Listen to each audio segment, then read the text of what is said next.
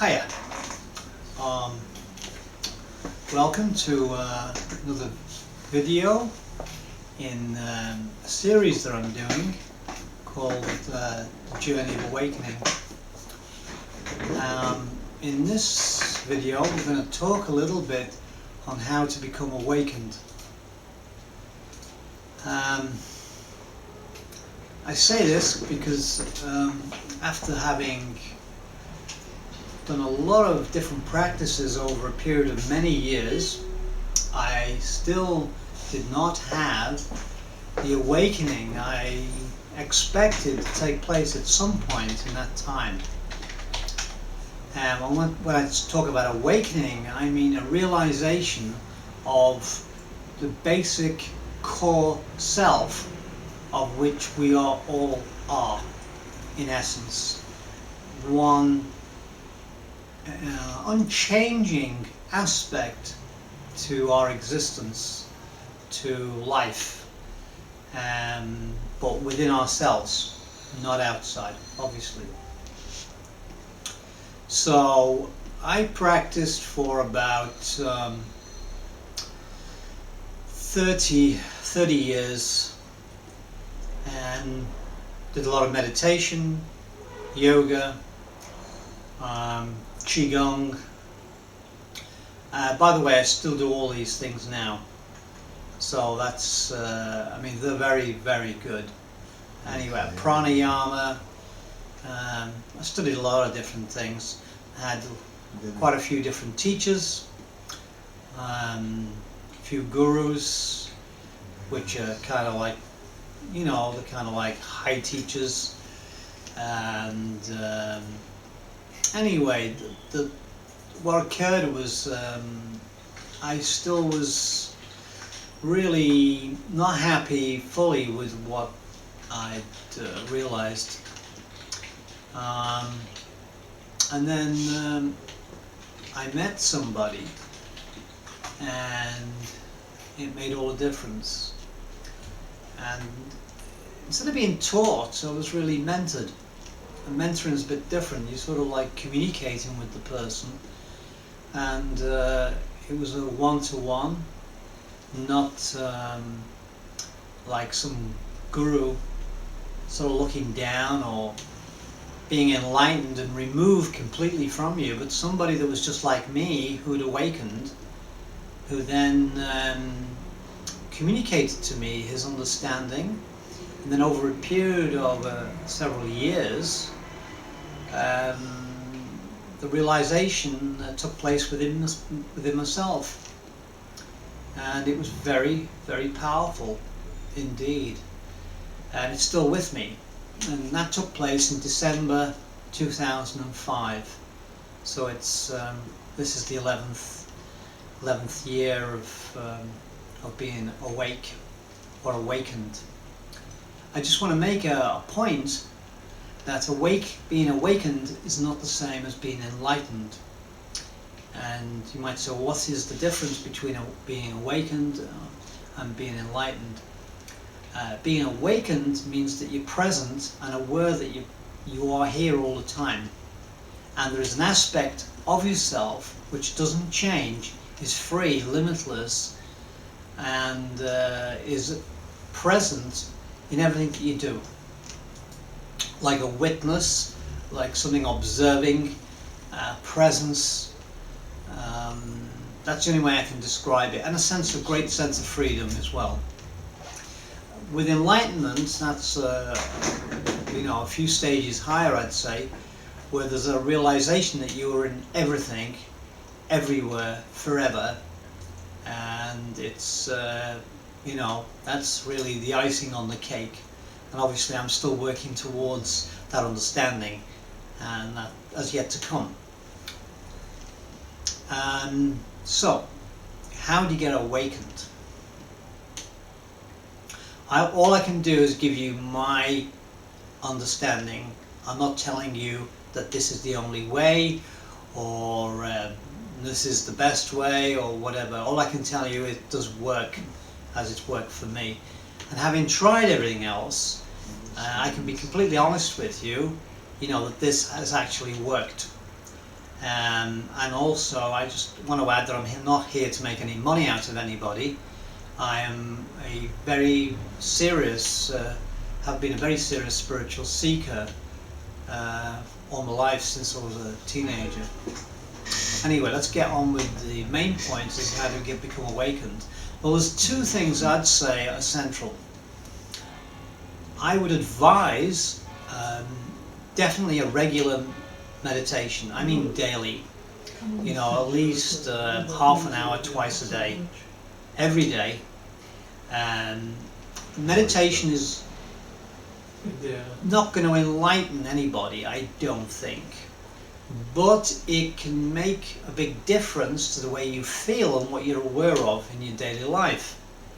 It obviously does improve your sense of well-being, but more than that, it opens your system up, that higher energies could, you could have easier access to them. So I think that meditation is very, very important practice, technique or discipline that everybody should employ. And the meditations you should feel frequently in contact with the transcendent, with the kind of core essence within yourself through the meditation practice. When I learned, I started with basically with a mantra practice, and that's what I teach people now. If they're starting, definitely a mantra would really help you a lot to make contact with the transcendent essence. And it's very easy to practice, very easy to do. There's stuff on my website if you're interested in pursuing that. The main point I wanted to make is meditation is very important, and meditation puts you in contact with that stillness, that transcendent aspect, which is not part of this universe. It's not form. It's something that transcends that, something that is underlying everything that you see and everything that you hear around you as a kind of part of the formed universe. Everything that's structured. There is something underlying that, and that's pure consciousness. There's no form in it, there's no activity, there's nothing in it. And yet it is filled with an incredible bliss, euphoria, and very, very deep silence. So meditation is, in my opinion, essential to this process of awakening. The second aspect, which is also extremely important, and that I recommend, in fact, I would say this is very, very important as well. This is a very important aspect, and that is the guidance of an awakened or an enlightened teacher. Now, someone who's become awakened knows the process, knows the path that they took in order to arrive at that state. There are many people that are actually born awakened or enlightened, and they actually can't really teach people in the same way the road to that awakening or enlightenment. And they may be awakened and they may be enlightened, but they can't actually show anybody how to reach the condition, because they didn't have to work in this lifetime at least to realize that truth. And the kind of person which is more valuable or is somebody that has followed a path and awakened themselves, and they can guide you in the best way for you to have that same realization. That's the kind of work that I do.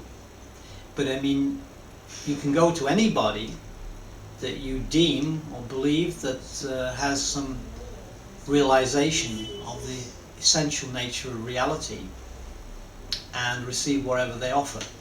I'm just telling you what what I believe that we need in order to truly wake up spiritually. And the guidance is personal. The gurus I've met over the years have generally been a bit distant, a bit outside of oneself and up and in some way above you, and they've sort of really, doesn't really help, because you feel that what you're searching for is, if they are enlightened, it's way beyond you. They don't necessarily always relate to you as a person and talk to you as a person, and that's what we need. We need someone to actually see us and relate to us very directly about our experience and communicate truths to us, so that we may then in turn have that realization. The prime relationship is one of a feeling connection, and I'm not talking about emotions, but a energy communication between the mentor and the pupil. So I have got one video up, which is one which is a divine energy transmission. I recommend you go and have a look at that if you haven't, and try tuning in a few times a week to the video, because you'll get energy channeled to you if you watch the video. And combined with meditation, those two things are much more likely to produce an awakened condition. And there's some teachers, I know people like Maharishi Mahesh Yogi, who was my first teacher, and who taught the Beatles. Now he actually, although he's been teaching, he's passed on now, but when he was teaching, when he was alive, he got enlightened.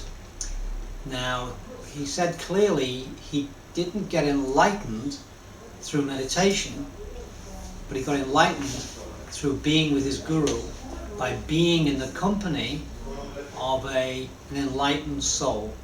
So he kind of was quite clear that that's the way he had his realization, not through meditation. And I think that the effect of somebody that's in a higher state of consciousness is very profound. It's like osmosis. It just affects you. Just by being there, you're affected by the energy. You don't actually have to do anything. All you have to do is be open to receive it, and the effect will take place. So in that sense, you can't attain enlightenment or awakening. All you can do is be open to the energy, but you need somebody that's already awake or enlightened, and through your connection with them, your awakening takes place. It's a natural effect as a result of being with them, and that's what will really help. So with that, I will bid you bye-bye. I'd like to thank you for tuning in again and sharing this space together, and I'll see you again soon. God bless.